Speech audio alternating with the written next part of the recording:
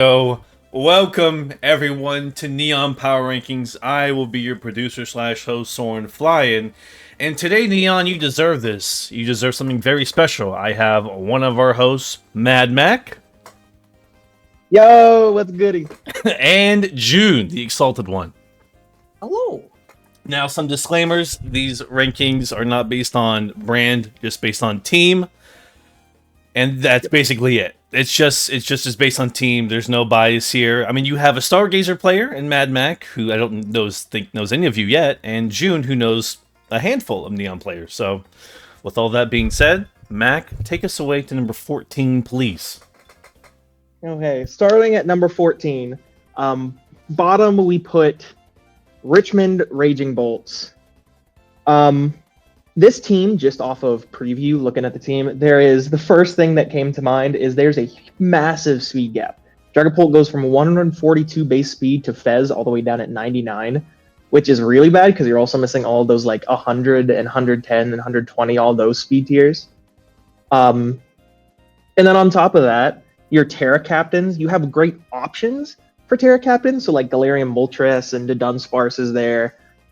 And your Terra Captains are Registeel and Rotom Wash. Which is interesting. Especially for Rotom Wash, I don't get Rotom Wash. It doesn't want a Terra ever. It loves its typing. And then the team itself is just there's a lot of pieces here that you would think work individually as scary threats. So like Dragapult, Urshifu Single Strike, Galarian Moltres. But the glue and the support mons that are attempting to put them together just don't work. Like you don't have anything that Dragapult wants. Like you don't have anything where give opportunities to Dragapult to either come in and do damage. And you don't have great mons that Dragapult supports either, as like a screen setter or the Will-O-Wisps and Curse and substitute sets. And it's really rough, especially when your first pick doesn't fit the rest of the team you draft after it. And on top of that, it's just there's so much bulk here that just feels out of place. So like Registeel and Deoxys and Fezandipity are all great bulk, but they're not really complementary bulk. Love Donphan though. Donphan's GOAT. Yeah. So that's my thoughts on it. Well, this floor is open to me. I did want to say, I feel like this team is going to be very reliant on Scarf, which is really going to hamper what this team really wants to do, I feel like, most of the time. Because you do have three, like, pretty good Scarfers, in my opinion. And, like, Volcanion, Urshifu, and Rotom, but not every single week they want to bring it. Like, if Volcanion is forced to bring Scarf one week because of the speed tiers, it can get really chipped down by Boots. Maybe there's a week where defensive Rotom works really good, but you also kind of need that's like Scarf, Volt switching or whatever. And Urshifu just misses out on a lot of damage without the band. So I think that's a big problem for this team. Yep. And the other thing with the speed tiers I want to bring up is you didn't even really cover it with like priority, because if we look at this team, the only like viable priority spammers are like Urshifu, which again is most likely gonna have to be like Scarf each week, so you probably don't want to lock yourself into Sucker Punch because it can be very easily like set up on. And Donphan, which is fine. Donphan can run Ice Shard, but I don't think you want to bring Ice Shard most weeks. So I think a suggestion for this team is just switch up the Terra Caps and get some more speed going. Yep, absolutely agree with that. If that's the thoughts on that, we'll be moving on to 13. If you want to start us off on this fun set of mods, fellas. I'll admit, I don't really know what's going on here. It's a little hard for me to like get my thoughts because it just feels like a lot of pieces that like they're fine on their own. Like King Gambit's always good, Crown is always good, but together there's just not a lot going on here, in my opinion. You have the potential of double terrain, which can really screw up Hawlucha if it's going for like unburdened endgames, because I think you'd rather be like Misty or Grassy Seed over like White Herb, because you don't have to take a turn click close combat. And like the defensive profile is alright. You have Zapdos, you have Slowbro, Hydreigon can be it if you need it, but not really the best thing. And overall, there's also just not a lot of win cons, I feel. You kind of just have Halucha, and if Halucha ever goes down, you just kind of end up not having a win con and just slowly taper out of the game.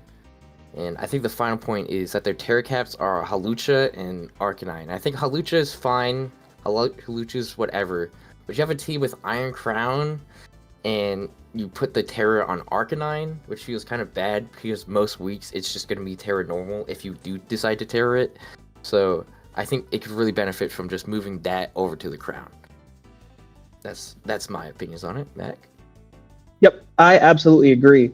Another thing is this team's typing wise and the way you drafted is really strange. So you first picked Hydreigon, which is a choice, but then you follow it up with no Terra Kingambit, no Terra Iron Crown into Terra Arcanine and Halucha, and from there you're trying to get Terrain for Halucha, and it's like I get that strategy. Your goal is to try and get Halucha sweeps. But the rest of the team doesn't really facilitate and open up the field at all for Halucha, and there's no really other Mons that really like the terrain. So like you'll see teams like Rillaboom Sneasler, and it feels like you're trying to do a budget version of that with Arboliva Halucha, and it just doesn't work. Like there's a reason the only real unburdened terrain sweeper you see is Sneasler Rillaboom, and it's because both of them are really good at what they do and really good at just supporting the team as a whole and each other. But you get here and you have Arboliva that's conditionally setting up grassy terrain, and you have Galarian Weezing who can set up the terrain, but then you lose one of its most valuable aspects in Levitate. And then you get to the bottom three mon of Zapdos, Slowbro, and Heracross, and it feels like you looked at the team and you realize you have Hydreigon, Kingambit, Iron Crown, Arcanine, Halucha, Arboliva, and Ursaluna, and you only have one fighting resist, and things can just click CC into your team, opposed from Galarian Weezing, and you just kind of picked mons to like help with your type chart, and they don't really have a lot of synergy. Like, what is Slowbro doing on this team specifically that another bulky water isn't? Like, you're not using it for Trick Room at all. There's no mons in here that want Trick Room other than maybe Ursaluna Blood Moon. But even then your two win cons are competing with each other in the middle of a match.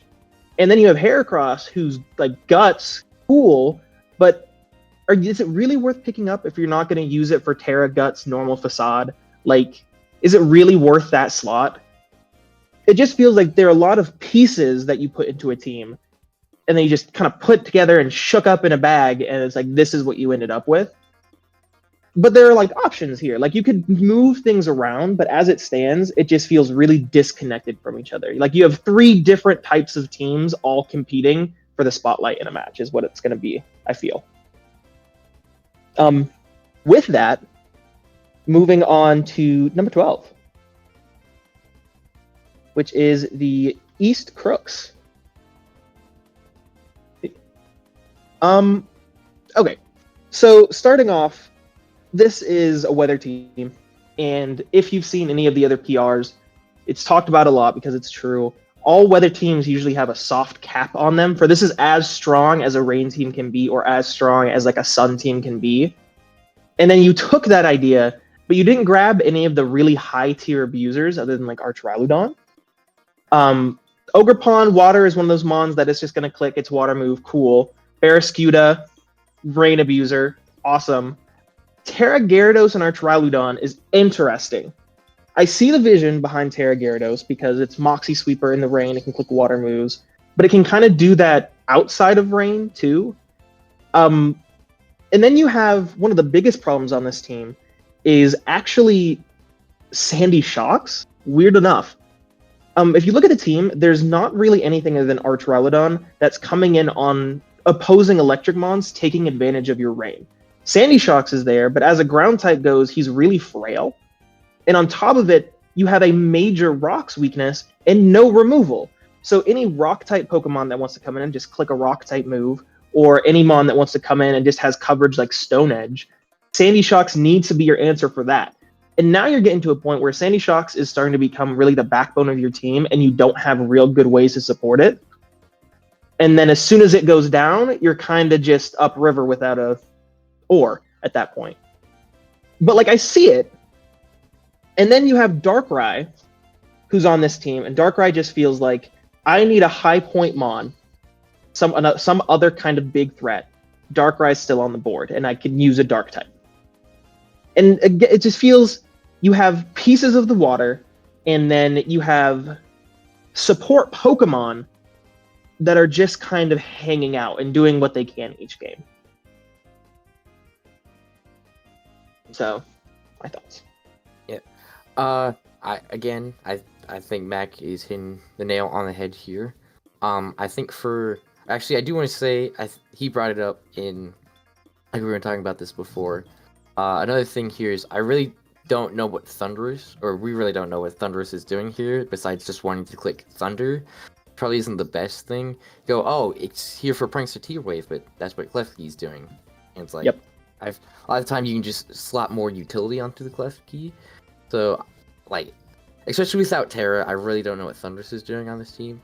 I think if you want an improvement, you should probably get a grass type that can actually resist the, like, any electric stab coming your way, because as Max said, once Sandy Shocks goes down, there's not a single, like, electric switch into this team. So a grass type would really help that.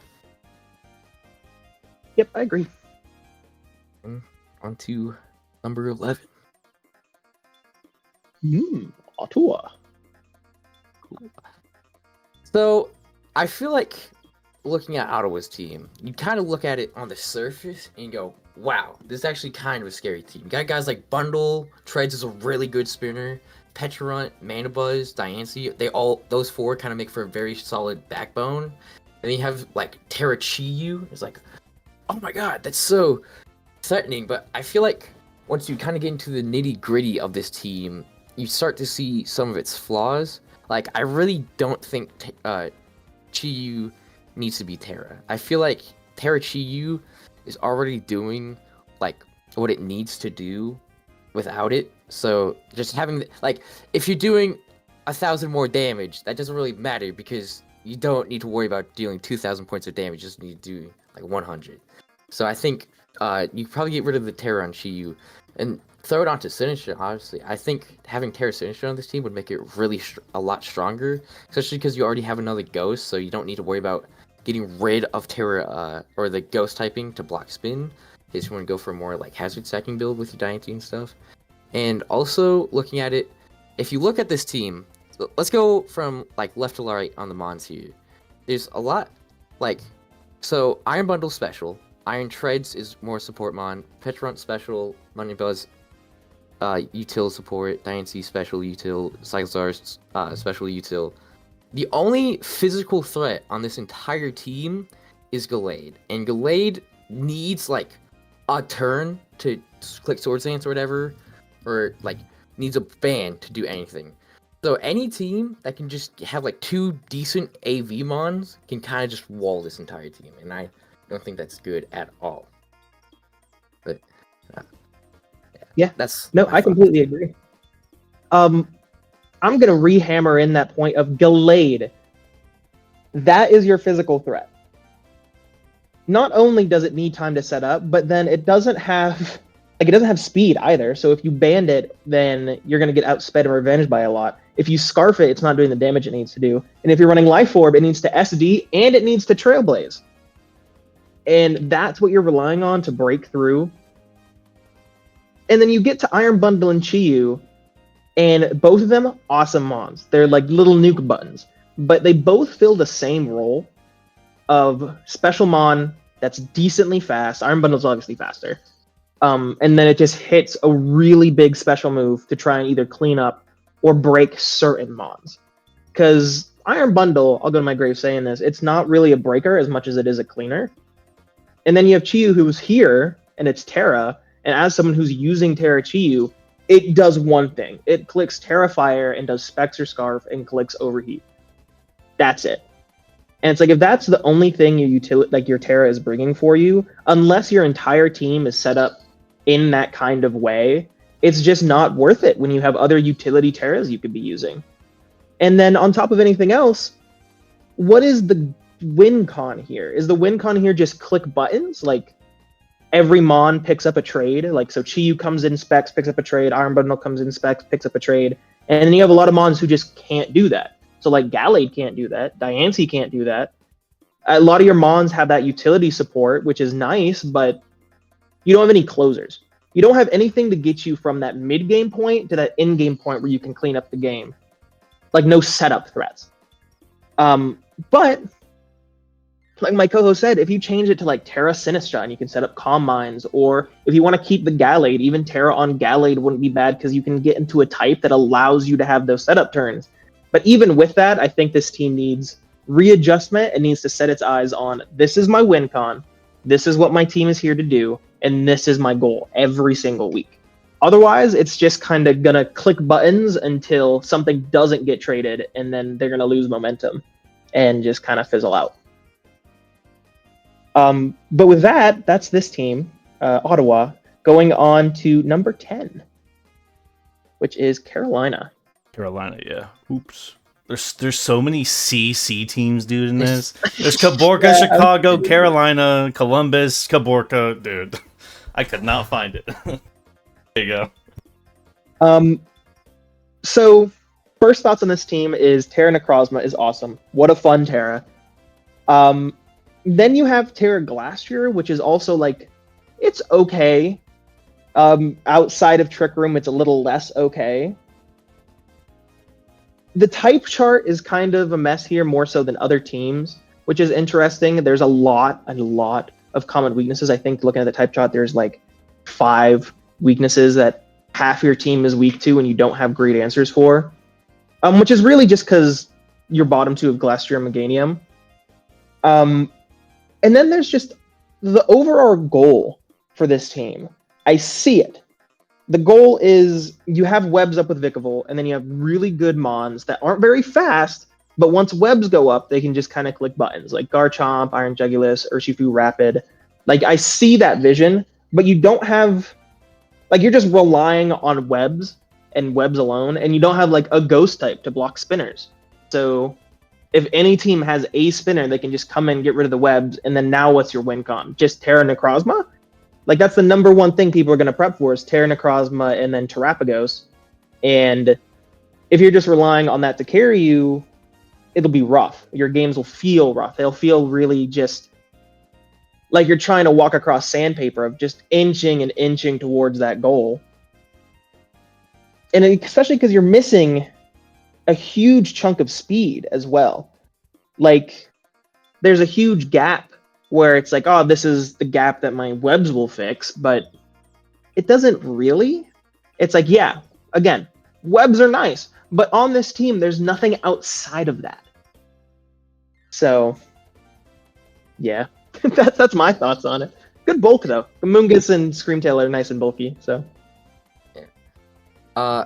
I think Mac brought up a lot of great points. I didn't want to bring up, if you look at the Terapagos and Necrozma, they're obviously very, like, setup heavy mons, and the rest of the team are pretty setup heavy. Garchomp, I feel like if you're running offensive, it's a lot of times like SD scale shot stuff. Glastrier is a lot of times SD or curse or whatever. So on this point, your only guy who could really make like momentum in terms of like breaking through walls and stuff is Urshifu, which isn't horrible, but again, it's like the only one doing its job, and Urshifu can definitely be exploited for its weaknesses. Obviously, the stuff with like any bulky water resist can just slap on a Rocky helmet, and it's taking 36 from any times they want to click Surging Strikes. And depending on the bulk of the mon switching in, it's taking way less than it needs to. And yeah, I think that's just the main issue with this team is there's just not a lot of momentum happening, and you have a lot of these setup threats, but you have no time to set up these mons because you have nothing threatening them. You have no hazards really, again, outside of the Garchomp, which I don't know if you want to force Garchomp to be spikes and stealth rocks every week. You do have screens, and like Screamtail is a pretty good screen setter in my opinion. But again, I don't know if you want to force it to be that every week. And again, your only breaker is Urshifu. So you want to go for these setup win cons, but they're just not going to happen most of the time. And because of that, you don't have the power to break through the walls, and the walls is just going to chip you down and beat you in the end game. No, completely agree. And I didn't even mention, before we move on, what is Talonflame doing here? You have a Flying Mon. The fire is inconsequential. Is it there for Tailwind? There's just a lot of pieces on this board that just don't make sense. They don't help you towards what your goal looks to be, and they don't give you any alternate path for a victory as well. That's rough. Moving on to number 9, Uncertain Unknowns. Yeah. So I think the first thing everyone's gonna notice is Fampy, round 1 Fampy, baby. Woo! Yeah. But round 1 Fampy, the GOAT. Yes, but outside of it, and like you look at the rest of this team, it's actually pretty scary. You have guys, I believe Durge is Terror, if I remember correctly. You have guys like Iron Hands. You know, we love Brian Hands. Terra Spathra is a threat, especially with speed boost being allowed. So, but I think looking at this team, first of all, it's almost like it is like a Trick Room team in a way. I think the issue is, 1, Trick Room is just not that good in singles, in my opinion, and 2, while there are Trick Room elements, there are Trick Room elements. I think your like only Trick Room setter is Espathra, which isn't the best for it because, you know, it's very fast mon. And second of all, you didn't go all the way with the concept. So you have guys like your Dirge, your Ursaluna, but then you might need to switch in Noivern to deal with something, or you might need to switch in Moon to deal with something. And a lot of those guys do not appreciate the Trick Room. They want to be fast, they want to be outspeeding, they want to be killing things. So that can really put a detriment in those planes. I think also the other thing you notice is the only form of hazard control on the team is Noivern. And you do not want to be bringing Defog on Noivern most of the week. So this team is just going to be forced to run boots most of the time. And if you look at most of these bonds, they don't super appreciate getting knocked off. Whimsicott can take it. Ringmoon can take it. After it gets a Flame Orb, Ursaluna can take it. But I don't know if they want to take it. Especially because, like, again, Ursaluna is situational. If you really need that damage of, like, a band or something, then Roaring Moon does not want to switch in on that knock at all. So I think it could really be detrimental for your team. Yep, I'm going to glaze over the fact that Fampy is here. Fampy's 10 points. It's a statement. I get that. Funny. But then you have a lot of other pieces on the team that are also just super questionable of, like, why are they here? So, like, Articuno. Like, what role is that fulfilling on the team as an ice flying type? And you already have a really good flying type in Noivern. What is Articuno specifically doing for this team? Like, is it just special bulk? And again, now you're in that point of you really need boots on this mon, or else it's going to just take 50% every time it swaps in, and then Noivern's your only removal, so now Noivern has to come every week, has to run boots every week, and has to run defog every week. And then you go to Trick Room, and as someone who ran Trick Room with, like, Iron Hands and Ursaluna, I ran Trick Room with both of these mons last season. The mon you have to give them Trick Room is Espathra, which is a speed boost Pokemon. I believe Whimsicott gets it also. I'm looking at Gen 9 draft on Showdown. Whimsicott also gets it. I don't know if that's Powdex or Napdex, though, so... Whimsicott isn't as bad, but Whimsicott, you're going to click Prankster Trick Room, and then, I guess at that point, slow U-turn, sure. Whimsicott could only do that maybe once or twice, because it's not that bulky. And you don't have, like, you're going to go into Iron Hands or Luna. Those are your two options from there. Because Roaring Moon doesn't want to be in Trick Room. Noivern doesn't want to be in Trick Room. Heatran has a weird speed tier, whereas if they know you're going to bring Trick Room, they can easily just abuse that. And it feels like it's not bad when you have Trick Room. It's not bad to have kind of half Trick Room and then half of, like, another kind of synergy that works together, so you don't have to run Trick Room every week. But it feels like the other half of the synergy you brought or drafted is kind of competing with Trick Room, if that makes sense. They're both trying to do different things, so you can't do both of them in the same week. So it's really going to limit in building of, like, all right, this week I need to bring Trick Room, so I can't bring this mon. I can't bring this mon. Or this week I want to bring really fast, some hyper offense with some bulk. All right, now I can't bring this mon. I can't bring this mon. But that being said, you have great bulk. I mean, Heatran and Toxapex and Dirge, especially Terradurge, are great. They're going to be extremely difficult to break through. Plus, Terra Espathra with Speed Boost is just going to be a menace. The Terras here are incredible. I love the Terras here a lot, actually. But it just feels like the rest of the team is like one or two swaps or one or two pieces away from this being like really good. But it's just missing those little things that are going to end up causing you a lot of trouble. But I can see you just winning games straight up just because your bulk has lasted long enough for them to get worn down for someone to just come in and start clicking buttons. Like Roaring Moon with a Protosynthesis boost in Acrobatics, or like Banded Iron Hands, even outside of Trick Room because it's just fat enough to click CC.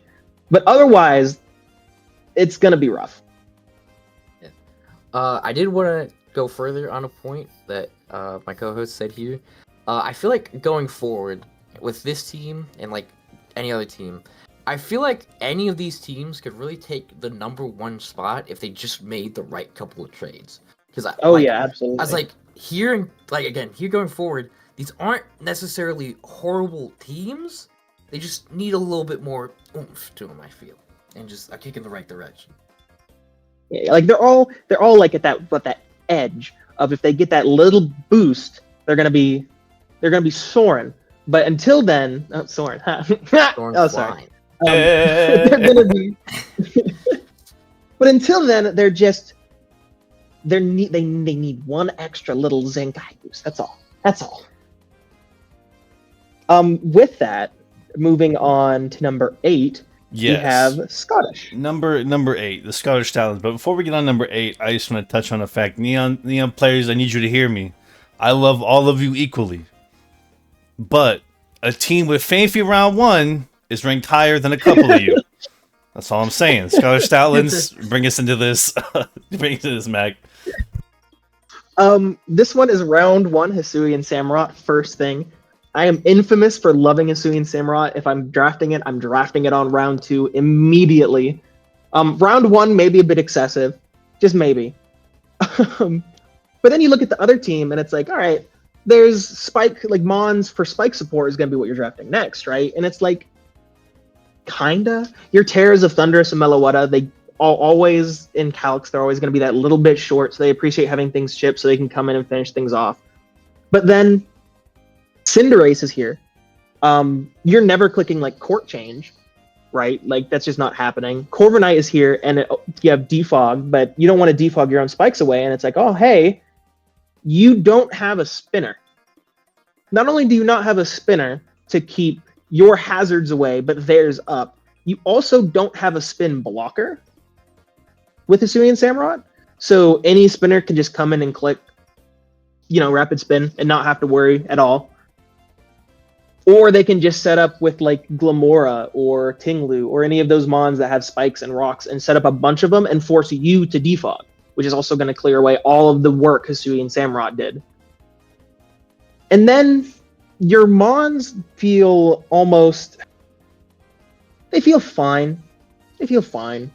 But they don't feel especially like, if you don't have a lot of bulk, but you also don't have a lot of mons that want to just hyper offense click buttons. You have like setup threats, like Keldeos Keldeos I guess can bring specs and all that, but like they're not coming in, clicking buttons, getting out for free. You don't have the bulk to kind of precipitate of, okay, I'm locked in with this move, I need to swap out to a wall to reorganize into something else and start clicking buttons. You don't have those pieces outside of Corviknight. And if Corviknight is now your only source of removal, and every time you're locked into the wrong move or something comes in that walls you, now you have to swap into Corviknight to slow you turn into something else. Corviknight's not going to last very long. It's bulky, but it's not that bulky. With that being said, like the mons themselves are good. Terra Thunder Therian is a beast. He is absolutely just a degenerate beast. He'll come in, he'll tear into the type he needs to, he'll click buttons, and he'll do a bajillion damage to half the team. Hisuian Samurott is great, maybe not round 1 pick great, but just the value of getting spikes up. You have Corviknight here, again, who has much pressure as it's on it. It's a great mon for this team to have that kind of really good defensive typing and slow you turn into other things. But it's just missing like glue pieces almost. Like little support or bulk pieces that'll come in and kind of do your utility things, like set up screens or click like phasing moves like Roar or Knockoff, or set up like, I guess Wish with Sylveon, but Sylveon's not really that bulky. But you know what I mean? It's just those little pieces of support that are going to support your offensive Pokemon to pick up those kills consistently isn't here. It's rough. Yeah. I again hit the nail on the head here. I really think so. Like the funny thing is, I don't like. Again, with 1 or 2 changes, I think this team could actually be like really disgusting here. Because again, you have a lot of like very strong mons, as you said. Specs Keldeo puts a dent into anything that isn't a water absorb mon. Terra Thunderous Therian is like, I think we need to bring that up. That mon is disgusting with Terra. And Menace. I was like, I am one of the biggest fans of this mon, and normally I wouldn't say this because I know it's not the best mon, but I feel like if Lyrics wants to make this one of the best teams possible, I think you probably drop the Cinderace, maybe, and pick up, like, Brambleghast. It's only a 40 porter, gives you spin, gives you ghost type. Bam. Yep. It fixes, like, almost all of your issues, and then take the rest of the, like, 110 points.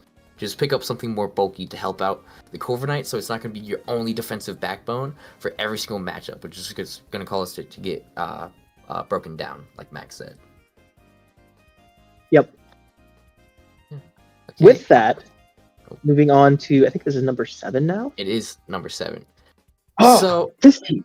I was like, yes, this is the one that me and Mac had the most, like, we were the most split on it.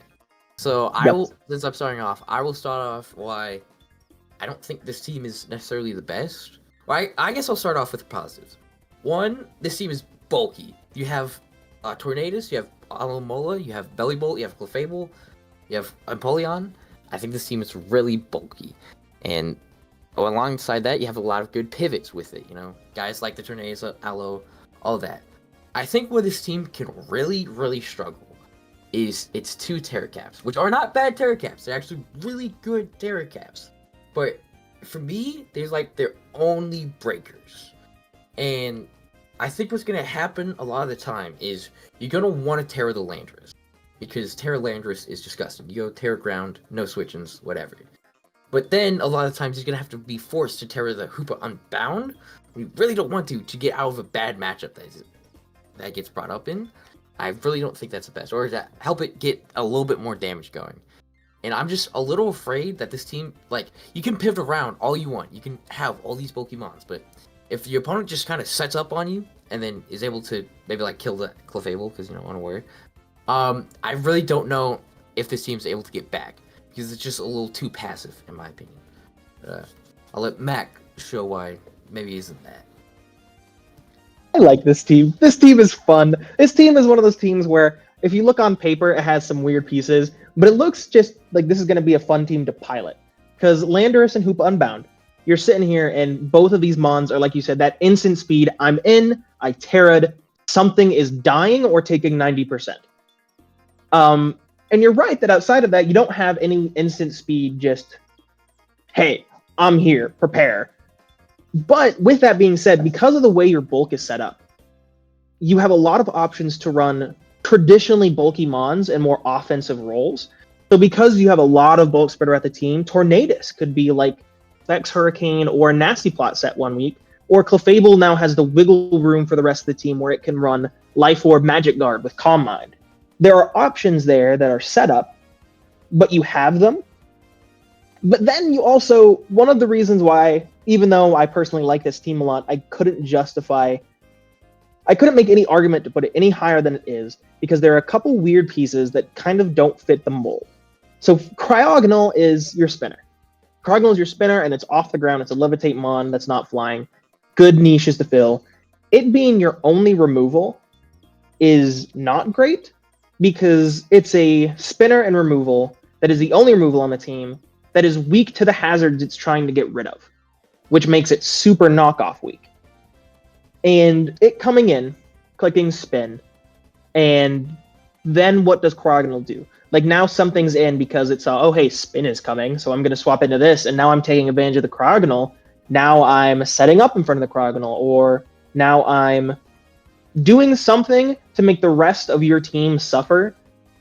And Cryogonal isn't the only one who has that issue. Alomomola also has that issue, notoriously, of where I'm here and I'm taking your hit, but you saw the switch incoming, so you just set up instead of hitting, and now I have to swap out of Alomomola, which just gives you kind of a turn to do what you want.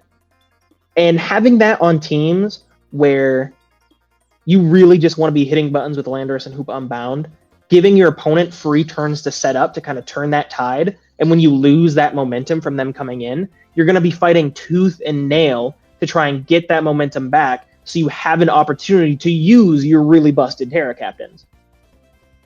And then, like my co-host said, it's true. Landorus and Hoop Unbound are both fantastic Terra Captains, but you're not bringing both of them to a game. There's going to be, all right, this is a Landorus game, this is a Hoopa game. And you're probably going to bring Landorus every week because it's your ground type. But Hoopa Unbound, I don't see coming to any game where it's not just specifically really overwhelming for the opponent. And if that's your other Terra Captain for the amount of points you're spending on it, it feels like grabbing something that could be more utility would be better in that role. Of like, Terra Landorus is going to be my bread and butter. Here's a second Terra Captain where if my back is against the wall, I can use this as a Terra to regain some footing instead of Hoopa Unbound being in that slot, and it's slow, and it's just doing what Landorus wants to do, but marginally worse. But yeah, that's the Timekeepers. But like I said, really fun team. I think the team on paper looks really fun, but there are just some holes.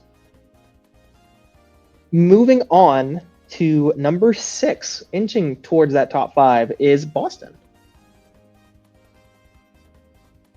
Boston. Oh, I thought it was you. All right. Oh, this team. Bulbasaur is here. I don't know why Bulbasaur is here. Lots of bulk. Really bulky. Wo-Chien, Gliscor, Clodsire, Garganacl. And Gholdengo even to an extent with this team, because it looks like what you want to do is you want to set up a plethora of hazards, and then Gholdengo is the best blocker in the format. So, like, I see that vision of you're going to get Clodsire, Garganacl, Gliscor, and you're going to just, between the three of them, set up all your spikes, going to maybe set up a layer T-spikes, get your stealth rocks up, and then Gholdengo's going to be that mon you pivot into to stop the couple blockers that exist, and just chip down teams, so like Ogerpon and Kyurem can come in and then clean up. But the problem is that I looked at the team for 5 seconds, and I got the entirety of your game plan every week. Like, I see now the game plan every single week. And that's a little rough in draft, because if I see that, other people see that. And they're going to prep for that specifically. So they're going to bring with their spinner or their removal, they're going to bring specific ways to counter that Gholdengo when it swaps in. Or they're going to bring just a bunch of boots mons, and you don't have a lot of mons that really run knockoff all the time. Like, Gardevoir gets knock. Gliscor is a decent knockoff user. I believe Ogerpon also gets knock. I believe. And then Wo-Chien gets it. And it's like, cool. Wo-Chien, you're sacrificing a slot for knock. It doesn't mind it. But for Gliscor and Ogerpon, when you really want the coverage to be able to set up and like Trailblaze SD, are you really going to sacrifice one of your 2 attacking moves for knockoff? Or for Gliscor, you need to have Protect, and if you run them when you're hazard stacking, all right, now that's 3 slots now because you need to run knockoff. Now, what is that? Like, you just run into 4-slot syndrome of trying to make this work with the pieces you have. And obviously, there's a Bulbasaur here. But then the one thing that I haven't gotten to is your Terras. Your Terra Porygon Z. Yo. Which this might just be a thing you don't know, but adaptability and Terra do not stack. So if your adaptability with your Terra Normal Porygon Z, you will not get the adaptability boost plus the Terra into stab typing boost. You only get the Terra boost. And on top of that, if you were to Terra into, like, I don't know, a ghost type for a fighting type to get, like, oh, I got the 1-up on you, you lose the adaptability boost for your normal. So your Terra captain is actually worse with Terra. And it's shocking because you have options for some really great Terra captains. Like, Terra Garganacl is monstrous. It is such a pain to deal with. It would be great in this team because now you have not only that really bulky mon, it's a mon that's going to keep forcing things to swap out to deal with its bulk, and that's going to be more ways you can stack that hazard damage. And then Blaziken is here. I get Blaziken being here because you have a bit of a speed issue with what your max speed hits. So Blaziken, you can kind of use that for speed boost and get around that, and that's fine. But it's just, again, it's that one of those teams that I see the vision, I see there are pieces for the vision here, but there's one or two drafting decisions and Terra declaration decisions that stop this team from being the best team it could be. So yeah, they does get knockoff. The Ogerpon will chin. I think Blaziken too. Yeah. Blaziken? Okay, that's not as bad, but still, protect, SD, knock, and you're running just CC, I guess. Yeah. The only thing I wanted to add here is, so you are a hazard stack team, but you also kind of get really messed up by anyone setting up their own hazards, as I don't believe there's a single mon here with any form of hazard removal. So what's going to happen is you kind of need to run boots now for most of these mons to not get chipped down by spikes and stuff, or you're going to be forced to just use recover a lot, and because of the recover nerf, you just don't, you kind of need the recovery to help wall some of these mons, and having to take 25, from 3 layers of spikes every single time you switch in is gonna make you stuck in a cycle of just constantly recovering, and that's just gonna wear out the recovers, and you're gonna get PP sold, and then now you don't have any recovers, and you most likely lose that mon because it's not fast enough to do anything. So, I think there's another team that can be really good. You definitely need to change these Terras up. Again, like Max said, if you get a Terra Garg, a Terra Gliscor, or a Terra Wochien, they will mess people up. And I know you like Bulbasaur, it's funny, but move the Terra, man. And just... Is it Terra Bulbasaur? Yes, it is. It's Terra Porygon-Z and Terra Bulbasaur. 5. Sorry. But yeah. It's for the bit. I get it, but this team would be disgusting with one of those Terramons, and just pick up any form of removal just so you don't get chipped down by any hazards anyone else is trying to set up. Imagine it having both Terra Garganackle and then Terra Gliscor, or Terra Rochian actually, on the same team, and then you drop Bulbasaur and even just dropping Bulbasaur and Porygon and picking up good removal. That team would be such a nightmare to fight. Yeah. Moving on to team number 5. Looks like we have the Conkeldurrs. So, the first thing I want to illustrate with this team is this team's offense is insane. Your top 5 mons are Great Tusk, Ogerpon, Primarina, Gouging, Terra Ogerpon, and Terra Lycanroc Dusk. That is an insane 5-piece offensive core.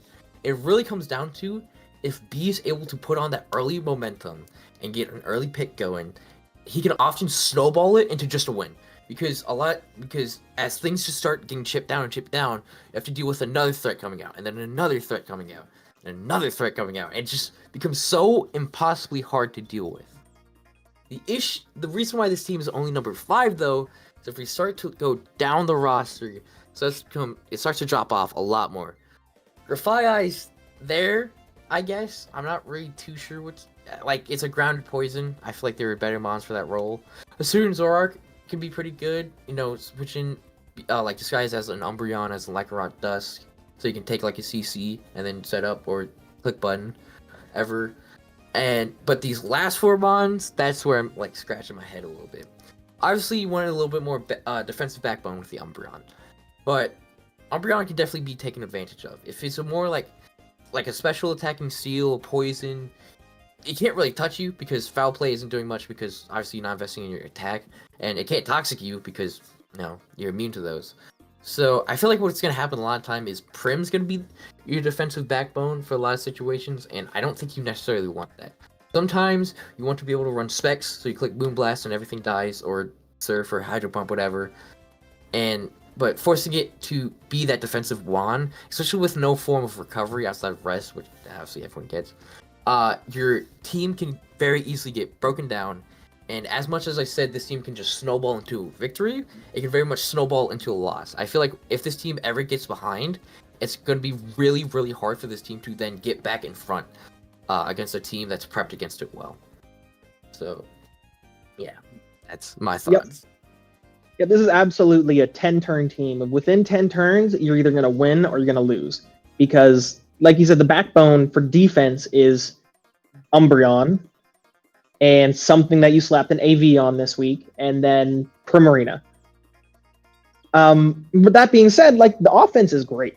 The Great Tusk, Ogerpon, Gouging Fire, Primarina, Terra Lycanroc Dusk is with Tough Claws is a nightmare.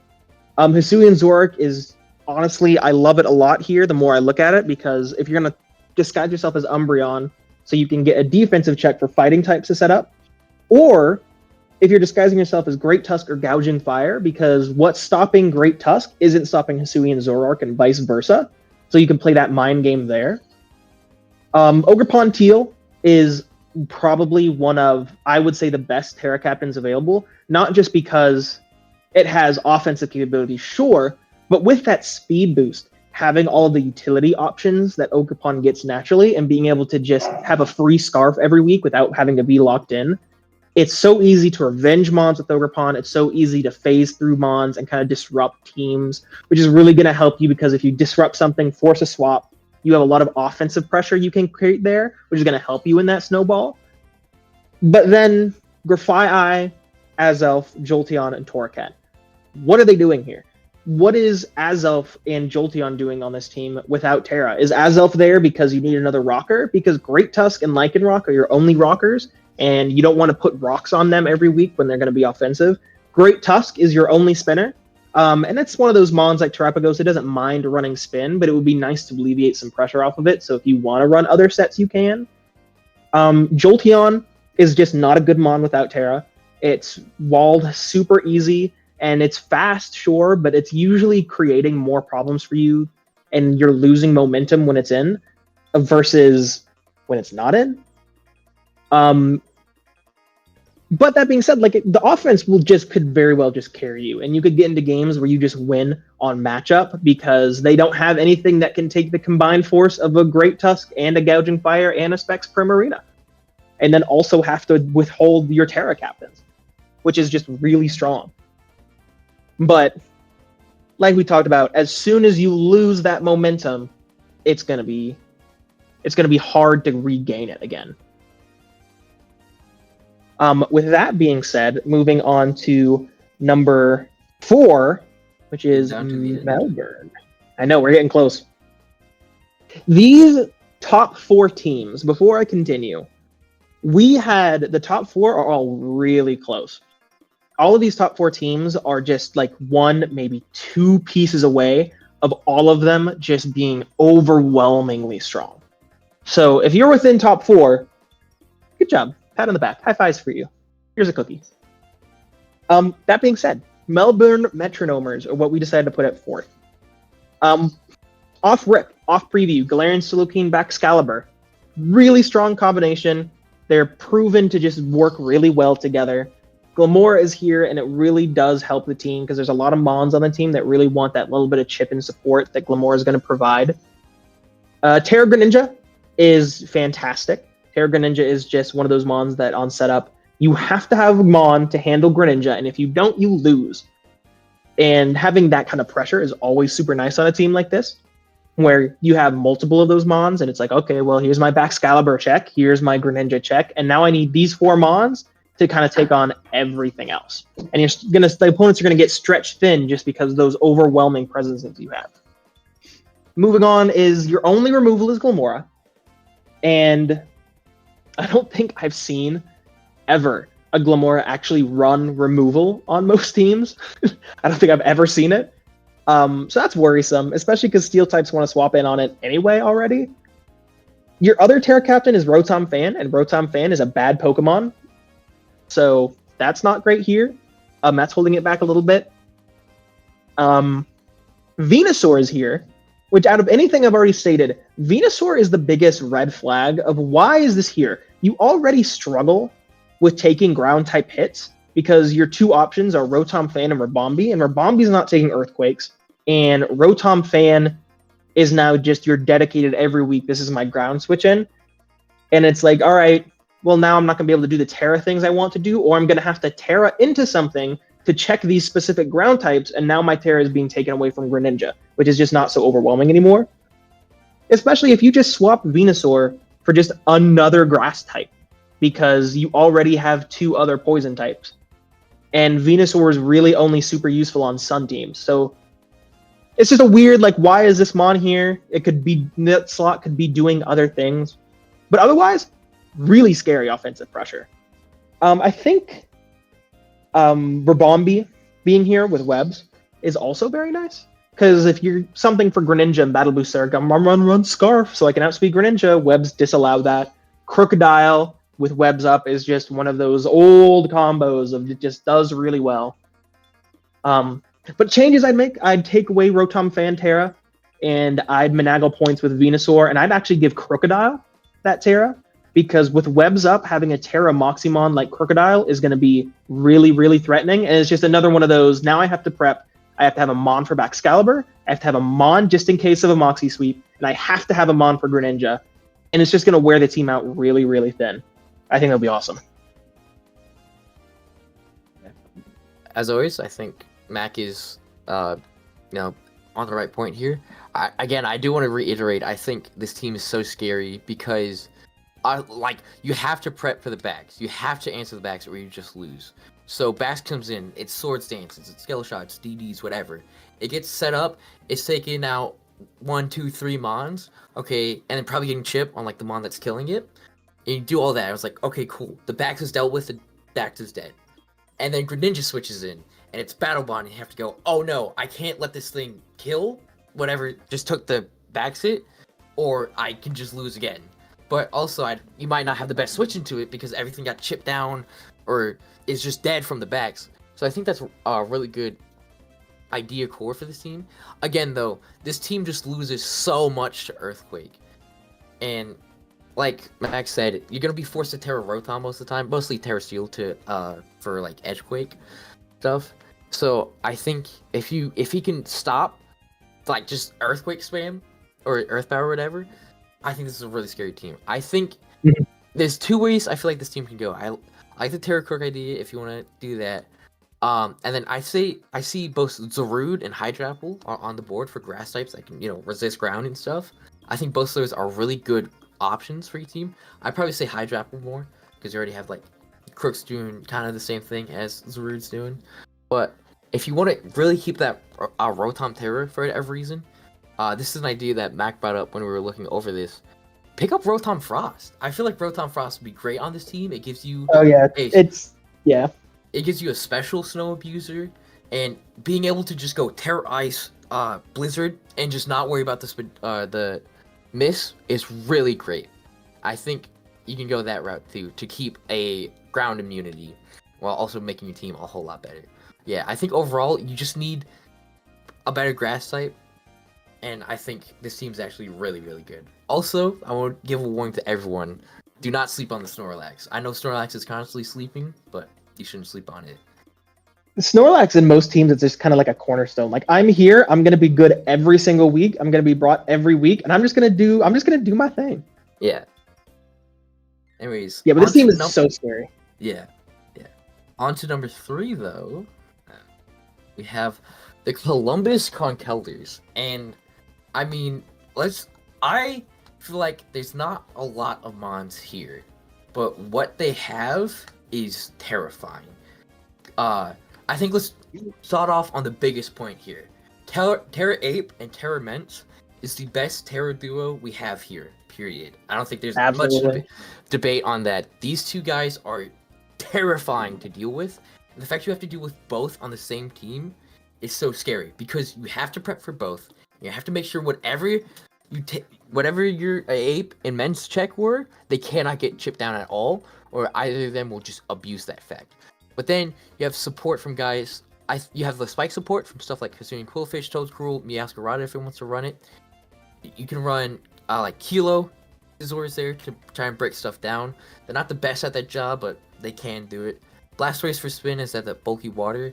And then Ename's there as a more special threat, because obviously the Terra Caps are more physically scary. So, it stops teams just fully investing in defense, and you also have to worry about that Ename there. I think a piece that really holds this team together, and I think was a great get, was Grimmsnarl for those Prankster screens that really just let Mence and Ape and Ename either get up a D-Dance, a bulk up, a Calm Mind whenever it wants.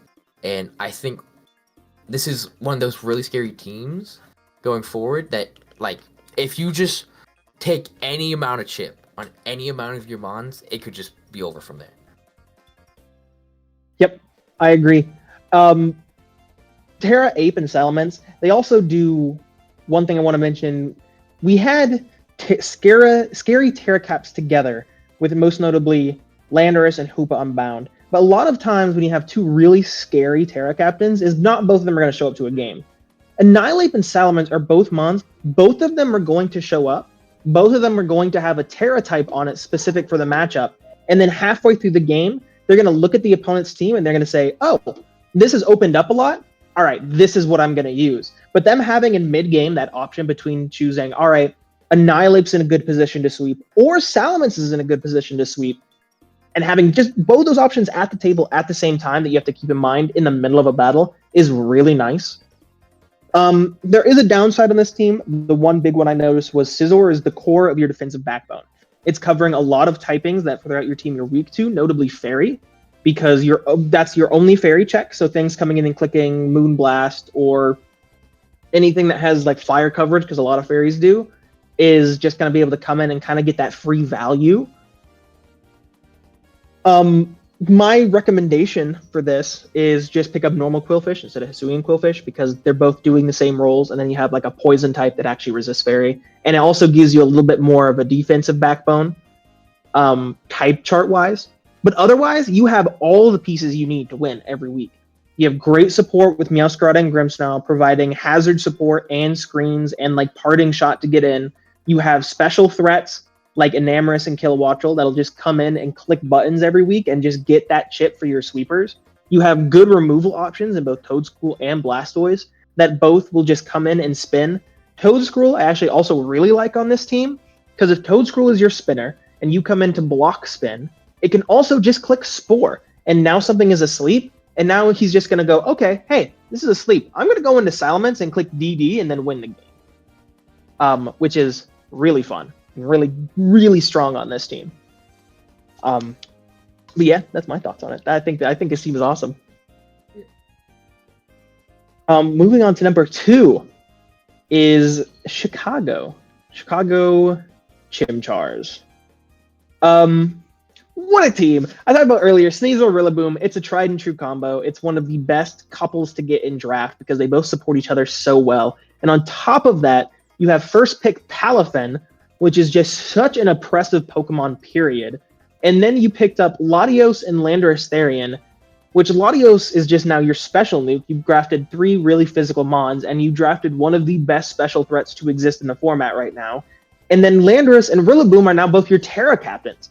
So now Landorus is here, and it's not just your bulky Intimidate ground flying. It's now a actual setup threat and things that can pop holes. And if you start letting things kind of take that chip on this team, Palafin's going to come in. He's just going to clean up the game. Sneezer's going to come in terrain. It's just going to clean up the game. Latios is going to specs into its signature move and just start killing things.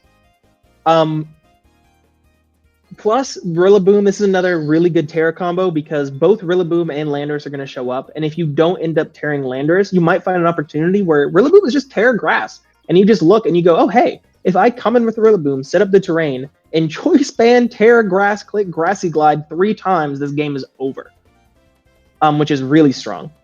Regieleki, great spinner. It's spinner and screens. Great for this team, and it's really fast, so there's not a lot you can do about it coming in and getting some kind of value off.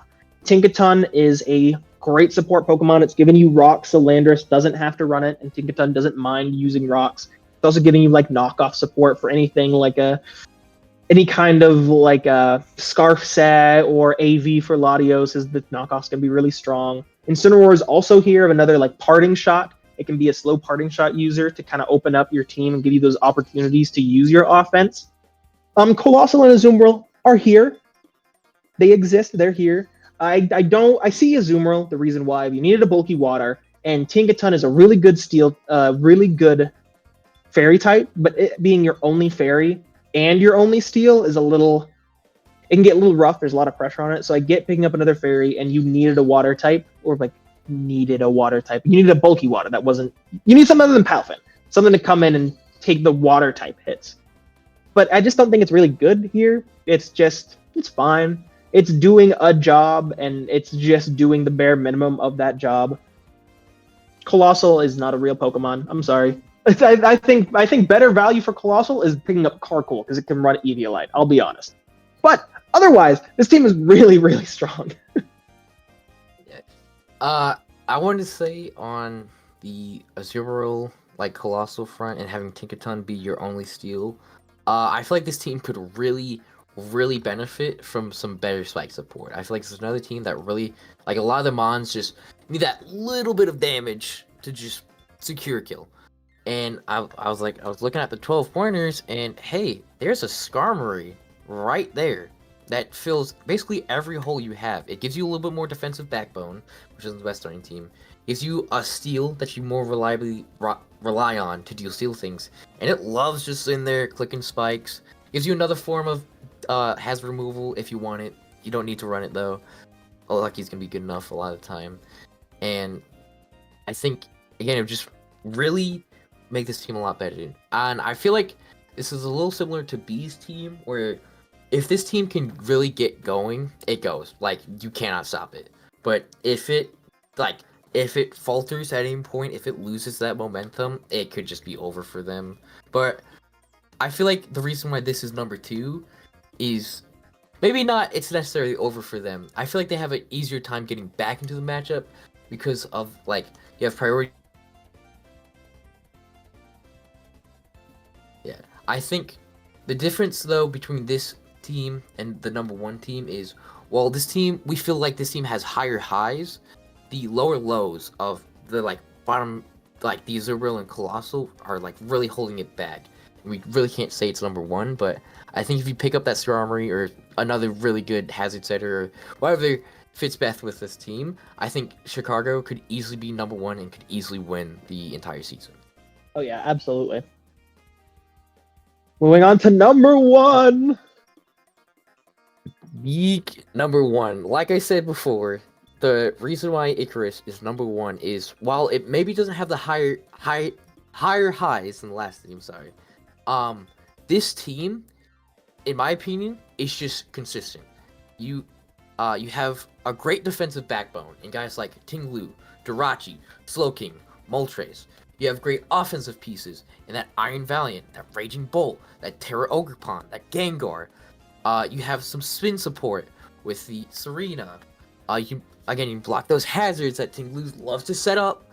And I feel like this is, like, I think the reason why this is the number 1 team is because it can do so many different team archetypes. We've seen a lot of, like, hyper offense teams. We've seen a good chunk of like stall teams. This is balanced to its core.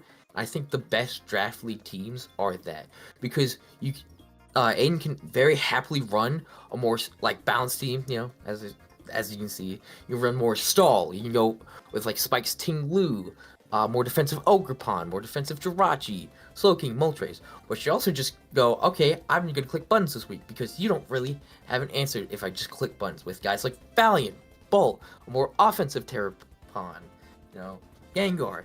I think, like the whole theme of this team is just consistency, and I think that consistency is going to take it to the very top of this league. Yeah, absolutely, I agree.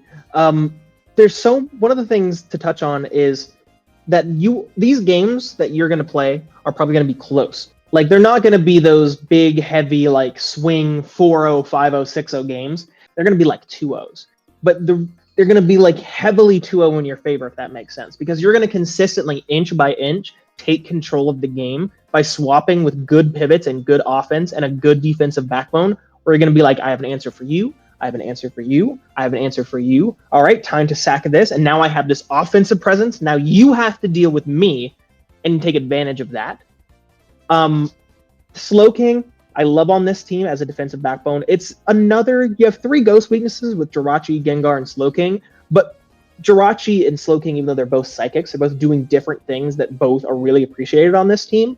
In Slowking, you'll see a lot of the times when people draft Slowking, it's like, you draft Slowking because it's a bulky water, and it's going to be that slow momentum into your offensive pivots, which this team loves.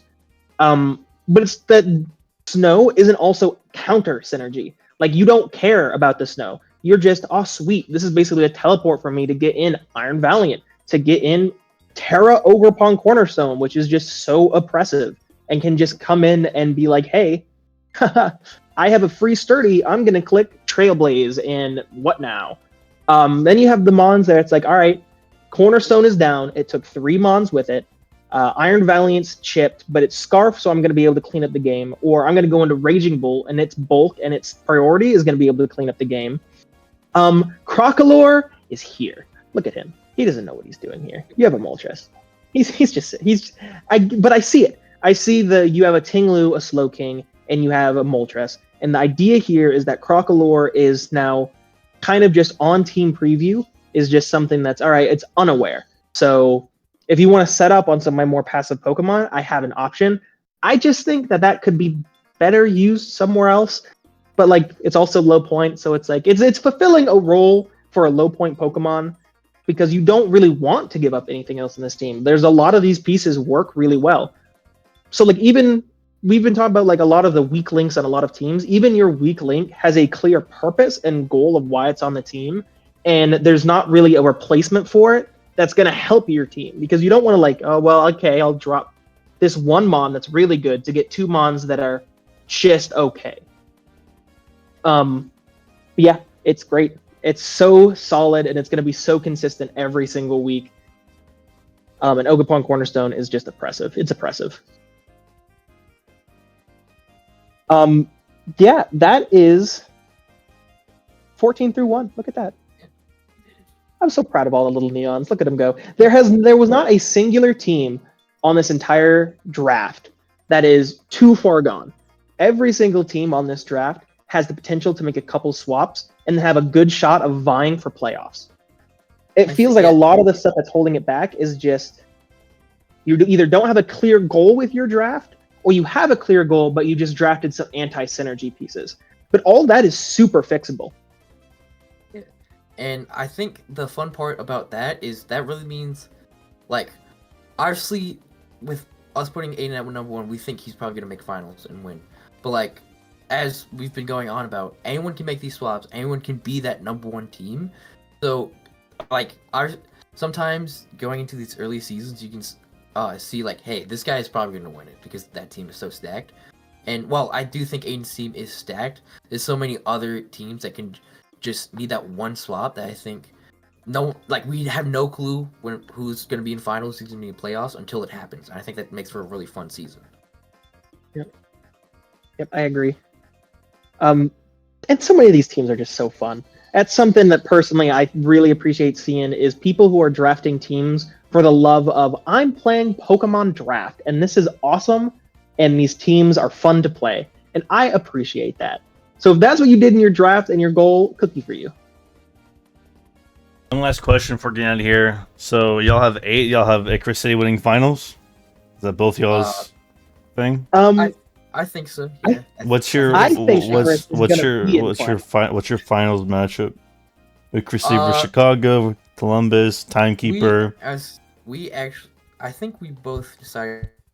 It's very funny because we put Chicago too, but we actually think it was probably going to be Columbus, because I feel like Columbus is also more consistent than Chicago. Columbus and Icirrus City. Yeah, I think Columbus Conkeldurrs has a quote-unquote worse team, but the offense, the oppressiveness of that team could so easily carry them to finals. Yeah. And it's so close. I personally see Columbus and Icirrus in finals. And it would be really close. I think Columbus wins it all. I'm gonna be honest. Even though on paper their team is a little worse, I think Columbus wins it all. That's my vote. I can't believe it. I'm gonna have to vote against, because I'm very close with Kowtow, but I have to give it to Aiden. I feel like his team is just more consistent. It just goes to show how close these top 4 teams were. Yeah. Well, you heard it here first. There's your finals predictions. We'll see if they come true. Thank you, June and Crown Point Mad Mac, for repping it for Neon. Hopefully we can do this more. We'll see y'all next time. Bye-bye.